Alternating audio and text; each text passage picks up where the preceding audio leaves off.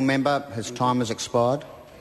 Call the Honourable Rodney Hyde. Thank you, Mr Speaker. The ACT Party, on behalf of the ACT Party, I rise to support this bill. But first, let me pick up on Mr Keith Locke's presentation. I have to say there are a lot of puzzles around Parliament in my time here, and one of the more pleasant puzzles has been Mr Keith Locke, who's a very reasonable man and quite sensible.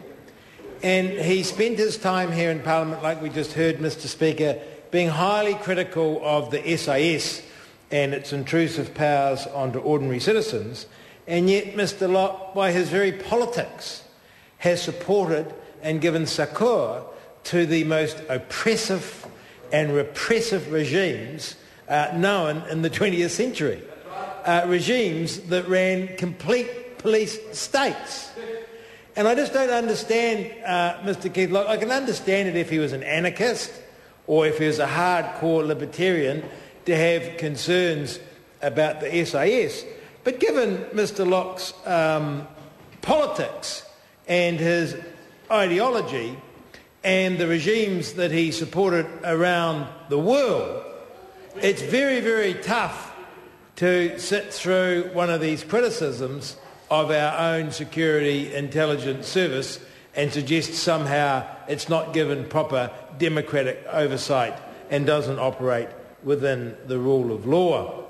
Onto this bill, Mr Speaker, the ACT Party supports it. It doesn't change the framework within which the SIS operate or the principles under which it does its business. What it does do is simply update the legislation, keeping those principles, maintaining that framework to the modern world, a modern world where we have technology that can track without actually people having to follow you, a world where we have mobile phones, a world where we have the internet, emails and cyber crimes, Mr Speaker.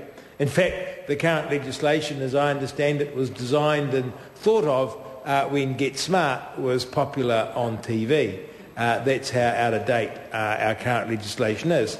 So all this does, Mr Speaker, is bring our legislation up to date, keeping the principles that have been tried and tested and found to be true. And for that reason, Mr Speaker, this change has the wholehearted support of the ACT Party, and I continue to wonder about the puzzle that is Mr Keith Locke. Thank you, Mr Speaker. To Euro